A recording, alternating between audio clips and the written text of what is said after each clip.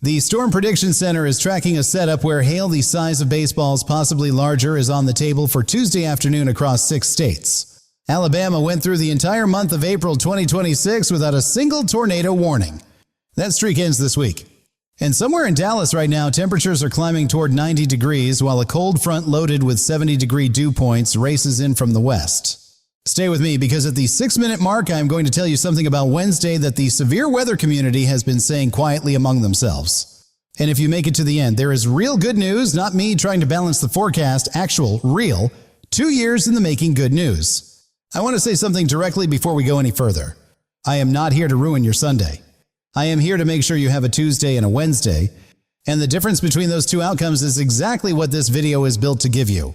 Straight talk from me, right from the start, Wednesday is a genuinely tricky forecast, and I am not going to pretend otherwise. But what we know with high confidence right now is enough to make sure the right people are in the right rooms at the right time. Y'all, the Storm Prediction Center has a marginal risk today, level 1 out of 5 for northern and central Missouri and central Illinois, including Kansas City, St. Louis, and Springfield. Think of today as isolated hail, maybe a wind gust around 60 miles per hour late this afternoon. No significant tornado threat. A stay weather aware day, not a hunker down day. Chicago, you're on the northern fringe of this activity. Some gusty winds are possible as that cold air loft works east through the evening hours. Down along the Gulf Coast, Houston and New Orleans are still dealing with lingering rain and some localized flooding. Turn around, don't drown. Now, before we get into this week's severe weather, I need to give you the cold picture first because right now it is affecting millions of people not thinking about tornadoes at all. Freeze warnings are in effect tonight across West Virginia, Western Virginia, the Central Appalachians, and portions of Kentucky, Ohio, and Pennsylvania. Charleston, Beckley, Elkins, Roanoke, Lynchburg. Some of those mountain valleys are heading to 28 degrees tonight in the first week of May. 28 degrees, that is not a frost advisory, that is a hard freeze that kills plants, bursts outdoor pipes, and catches people completely off guard. Picture someone like Gary, a 68-year-old retired steelworker outside Pittsburgh who has put in a vegetable garden every spring for 30 years. Gary planted his tomatoes and squash last weekend. He went to bed Saturday night feeling like winter was finally behind him. He has no idea that tonight, 28-degree temperatures are coming for every single plant he put in the ground. Gary and every gardener and farmer watching from West Virginia through Pennsylvania through Kentucky cover those plants right now. Tonight matters. One hard freeze undoes weeks of growth, plain and simple, and this is not a one-night event. The pattern keeps reinserting cold air all the way through mid-May. Now let's talk about the severe weather building this week because Monday through Thursday is a 4-day sequence and each day hits a completely different part of the country. Here's what makes this storm system fundamentally different from the ones that came through earlier this week. Those earlier storms were driven by a strong upper-level low spinning up in Canada, funneling cold, unfavorable air south, actually limiting how organized the severe weather could get. This new system rolling over the Rockies brings turbulent mixing, strong southwesterly flow, and warm air slamming into cold air. That is the setup that produces organized, impactful storms. Think of it this way, the earlier storms were like trying to start a fire with damp wood. This one is dry wood with a strong wind behind it. Now here is where I need you to really stop and listen because what the severe weather community has been saying quietly among themselves about Wednesday is not getting the attention it deserves.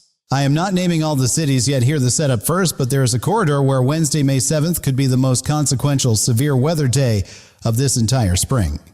Monday, May 4th is not a quiet day, but think of it as the atmosphere warming up its engine before the real show.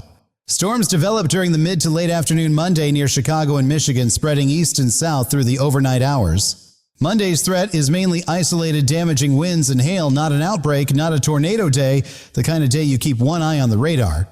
The threat Monday is mainly isolated damaging winds and hail, not an outbreak day, not a tornado day, keep one eye on the radar, that kind of day. Milwaukee, Indianapolis, Fort Wayne, Cleveland, Monday evening brings unsettled conditions, a few storms strong enough to produce hail and gusty winds. Pay attention. No reason to panic. By Tuesday, May 6th, the weather forecast changes character completely.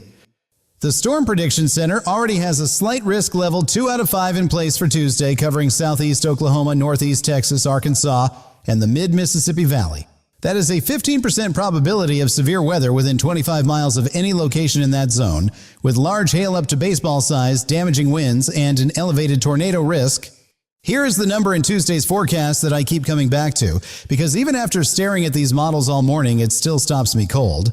Significant tornado parameter values are going to crank up over Dallas-Fort Worth, southeastern Oklahoma, Fort Smith, and Little Rock by 5 or 6 in the afternoon. Any supercell that forms and takes advantage of that environment is capable of very large hail, damaging winds, and a real tornado. Wichita Falls, Abilene, Lawton, you're in that Tuesday corridor too. Any supercell firing in your area Tuesday afternoon is not one to take lightly. Good grief. Dallas-Fort Worth dew points near 70 degrees, temperatures near 90, and a cold front racing at you from the west. When those collide Tuesday afternoon, the energy has to go somewhere. Memphis and Nashville Tuesday overnight is in your picture too, as storm clusters track northeast through Arkansas into the Tennessee Valley. Here is one piece of good news on Tuesday: the cap should limit how many storms actually fire, so not every location in the slight risk zone sees widespread severe weather. Wednesday, May 7th, this is the day. And this is the moment I told you about at the very top, what the severe weather community has been saying quietly among themselves. The Storm Prediction Center has a slight risk already in place from central Texas through Birmingham, Alabama, that covers most of Louisiana, the lower Mississippi Valley, and the Tennessee Valley.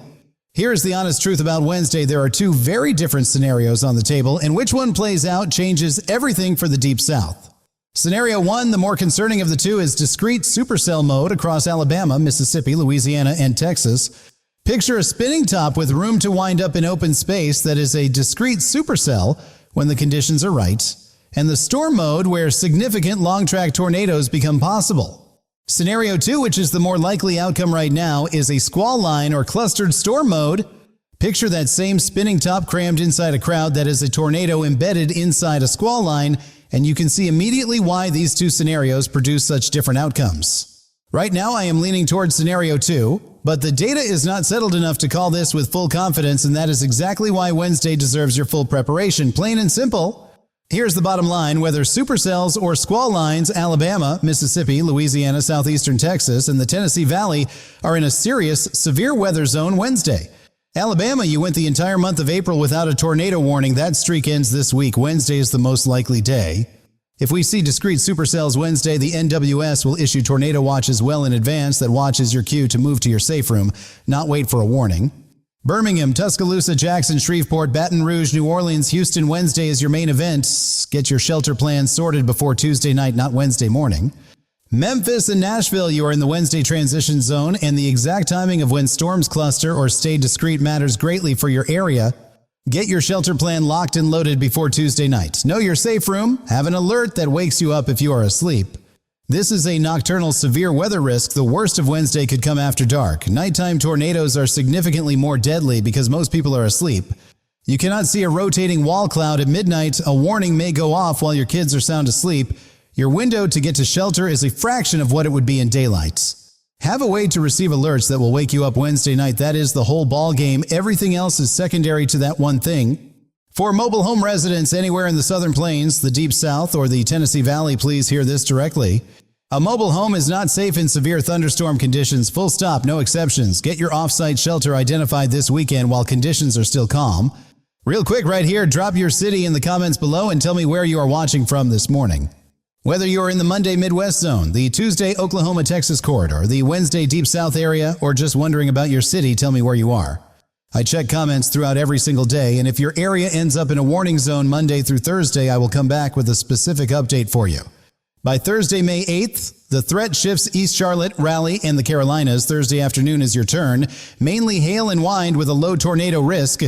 For the Northeast, the powerful windstorm that earlier models showed for Thursday has backed off. New York, Philadelphia, Boston Thursday brings rain and gusty winds. Not the extreme event we were watching. Washington, D.C., Baltimore, Richmond, some thunderstorm activity Thursday afternoon as moisture surges ahead of the system. Keep your weather app handy. The Carolina coast and the Outer Banks, strong gusty winds and heavy rain as this system exits into the Atlantic Thursday into Thursday night. Now I want to tell you about someone like Bonnie, a 61-year-old high school teacher outside Birmingham who was here for April 27, 2011. Bonnie does not panic over severe weather. She has been through enough to know the difference between a watch and a warning, and she knows that preparation is the whole game. But Bonnie is paying very close attention to Wednesday because when forecasters talk about discrete supercells in Alabama in May, that is not a day she takes lightly. Bonnie has her shelter identified, her family knows the plan, her alerts are set up so they wake her up if a warning drops at midnight. That is the standard, not the maximum standard, the minimum standard, the one every single person in the Wednesday impact zone should have in place before Tuesday night. Now let's talk about what comes behind this storm, because the cold side of this pattern is going to affect a lot of people who are nowhere near the severe weather zones. After Wednesday's event, a strong cold front tracks all the way to the Gulf Coast, and right behind it, another significant shot of Arctic air digs in for the end of the week. The Climate Prediction Center is forecasting below average temperatures for most of the Great Lakes, Midwest, and East Coast from May 8th through May 12th. Cleveland, Pittsburgh, Detroit, Chicago, Minneapolis, New York City, and Philadelphia overnight lows, potentially in the upper 20s in the second week of May. Lexington, Cincinnati, Columbus, Indianapolis, the Ohio Valley is going to feel like late winter arrived for a return engagement that is not seasonal change. That is the atmosphere slamming the door shut on spring. Cover those plans tonight. Cover them this weekend and cover them again next week. The pattern is not letting go, plain and simple. Now here is the genuine good news I promised you at the very beginning, and I want to be clear, this is real. The rainfall coming with this storm system is landing on some of the most drought-stressed soil in the entire country. Louisiana, Mississippi, Alabama, Georgia, the Florida Panhandle, these areas have been waiting 2 years for rain like this. Parts of central and southwestern Georgia could see their single biggest rainfall event of 2026 from this system alone, potentially 2 to 3 inches in 24 hours. After weeks of wildfire threats and drought stress across the South, every drop of that rain matters. The pattern is finally making good on a long overdue promise. And the subtropical jet stream that El Nino is driving is going to keep delivering waves of moisture to these areas going forward. The drought relief is just getting started. Looking further out, there is another system in the pipeline targeting Texas and Oklahoma around May 10th through 11th. That May 10th through 11th time frame is worth marking on your calendar now, because confidence is building that it will not be a quiet weekend for the Southern Plains. The pattern driving all of this does not change until the latter half of May. Multiple Pacific disturbances, cold shots from Canada, and Gulf moisture all locked in together. This is not a one-week event. This is the story of the first 3 weeks of May 2026, and it deserves your attention every step of the way. Here's the flat-out straight action plan for every American family this week, broken down by where you live. If you are in Missouri, Illinois, Indiana, Michigan, or the Ohio Valley, Monday is your concern day. Damaging winds and hail primary. Keep weather alerts on through the evening. If you're in southeast Oklahoma, northeast Texas, Arkansas, or the mid-Mississippi Valley, Tuesday is your main event. Slight risk in effect, large hail, damaging winds, and a tornado threat all on the table. If you are in Alabama, Mississippi, Louisiana, southeastern Texas, or the Tennessee Valley, Wednesday is your biggest day. All hazard severe weather possible. Get your plan done this weekend. If you are in the Carolinas, Georgia, Virginia, or Florida, Thursday brings your severe weather risk as the system exits east. Stay weather aware. For the Midwest, Great Lakes, and Northeast, the cold pattern means more freeze warnings coming. Cover the plants, protect the pipes, and do not let Monday's brief warm-up fool you. No matter where you live, charge your phone, turn on your NWS alerts, and know the difference between a watch and a warning before Monday afternoon. Let me leave you with this, because it matters more than any single storm. We started this morning with 3 things hail the size of baseballs on the table for Tuesday. Alabama running through all of April without a single tornado warning, and 90 degrees in Dallas about to collide with 70-degree dew points. None of those are exaggerated, none are cherry-picked. They are the ingredients sitting on the board right now.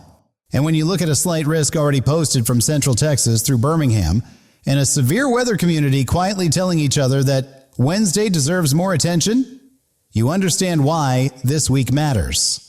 I think about Gary in Pittsburgh covering his tomatoes tonight in the dark, doing the right thing because someone told him what was coming before the freeze got there. I think about Bonnie in Birmingham, shelter plan ready, alerts set up to wake her if a warning drops at midnight, doing exactly what she learned from 2011. The folks who come through weeks like this just fine are almost always the ones who had a plan before the warnings started dropping, and every single time, the storm does not care about that. The folks who get caught out are the ones who figured it would not be as bad as everybody was saying. Do me a solid right now if you know somebody in Alabama, Mississippi, Louisiana, Texas, or the Tennessee Valley. Send this to them today. A heads up from someone they trust is worth 10 push notifications they are going to swipe away without reading. And if you have not dropped your city in the comments yet, do it right now and tell me what the sky looks like outside your window. Tell me which day of this week you are most focused on for where you live, and I will make sure you get a specific breakdown. We will be tracking every NWS and SPC update and every model run on this storm system all week long. The pattern is not done being wild. Wednesday especially is not written yet, but we will be right here every single step of the way. Stay weather aware, take care of the people around you, and we will see you in the next updates.